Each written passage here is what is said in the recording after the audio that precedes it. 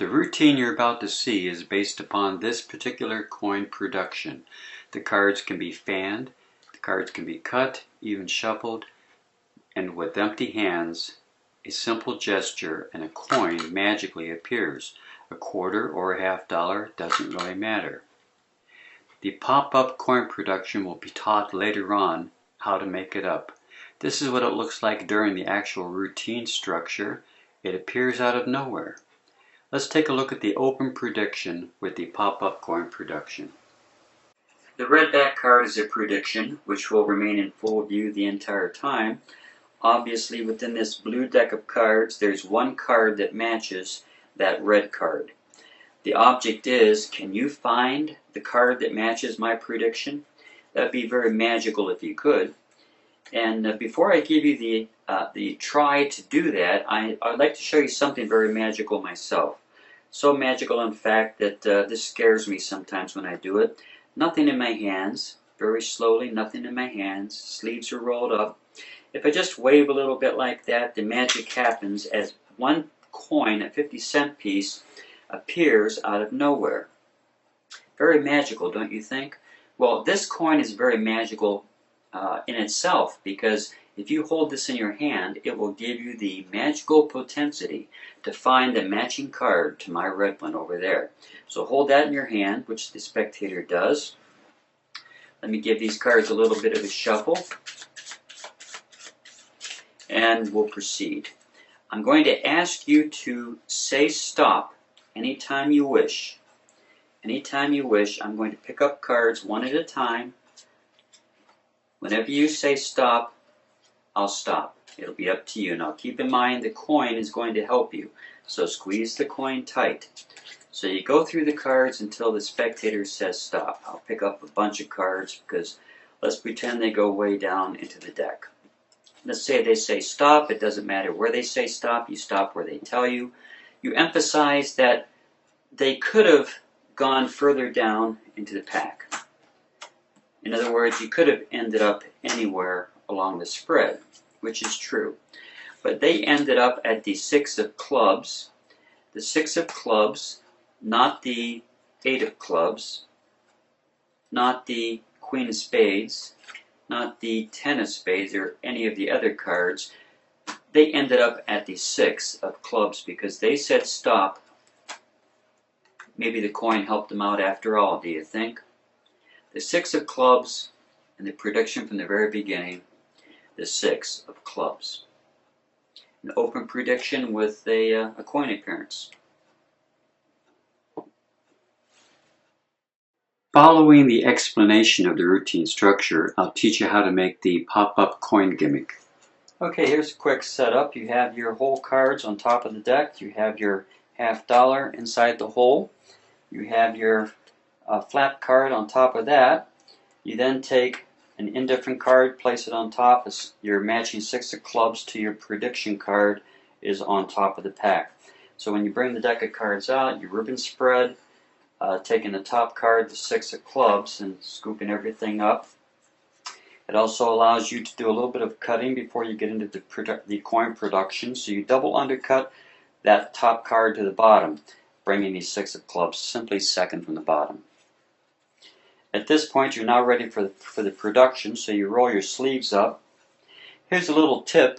Whenever you go to produce the coin, and you might sense with your thumb that that flap has secured itself a little bit too tight to the cutout ring, all you have to do is bow the deck. I'll get up close here. Bow the deck, and the flap will pop back out and ready for the appearance. You simply show your hands empty. You wave a little bit, you gesture, and that coin pops right up. So after the coin production, you ribbon spread the cards. You then want to transfer the 6 of clubs, which is second from the bottom, to second from the top. So you simply turn the deck over, thumb shuffle, or not milk shuffle, but overhand shuffle the top stock of about 10 cards. This is where the cutout in the circle is of all those cards.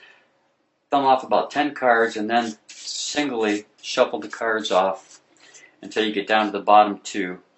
And you can either simply reverse the bottom two or just throw the bottom two on top, which is nice sometimes. It just brings it 6 right up to the top. Basically, the 6 comes up to the top.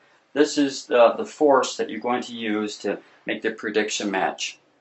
This is not mine. I found this in a magazine somewhere. I forget when and where it was. But you pick the cards up one at a time. The first card goes into the deep palm of your left hand.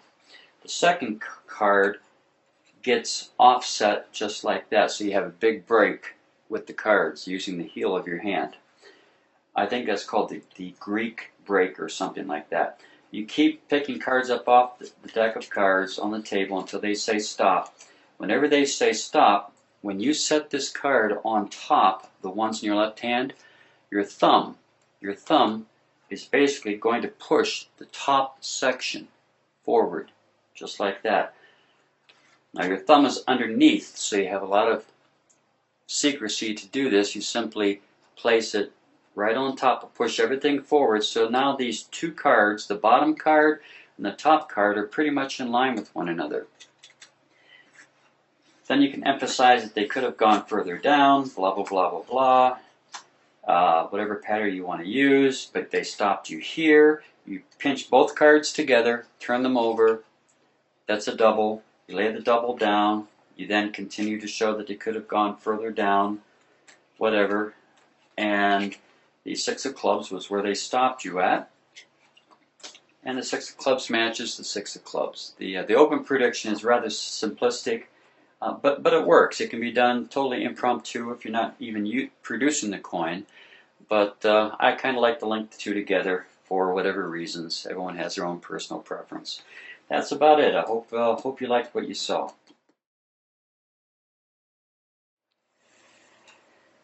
Okay, to produce the coin, this is nothing more than the old trick called the invisible coin or the invisible quarters, which is still being sold under both names, Invisible Quarters by Loftus Company and Invisible Coin, I believe, by Penguin Magic still sells it.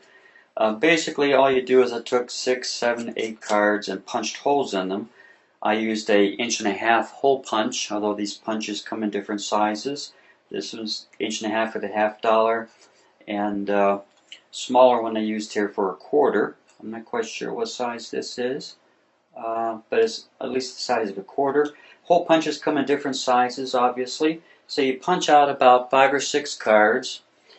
Actually, the depth of the cards have to match the depth of the $1/2. So when you place the $1/2 on top, you can feel that it's perfectly level. Perfectly level. Okay? Just like that. Next, you make a flap card. It's simply another card that you've punched out with your hole punch. As you can see the holes through there. And it's a flap card because I placed a little bit of Scotch tape on the back side. I'll try to get this close to the camera so you can see that. Just a tiny bit of Scotch tape, not much, because you want this flap to open freely. You don't want it to get stuck. It's such a close tolerance that if you press hard on it, that the flap will actually get stuck, and you have to bow the deck to loosen it so the coin can pop up and out of the secret hiding place. The production now is very simple. The coin simply flips up through the flap and falls back down on top of the flap as you shake with your hand, gesturing downward. So the coin looks as though it makes a magical appearance on top of the deck of cards. I made one up earlier with a quarter size hole using a smaller hole punch. Whatever seems to be more comfortable for you to use. There's the hole, there's the flap, everything's in place. You simply gesture a little bit, come downward with your hand, a little jerky motion, and the quarter appears or the $1/2 appears.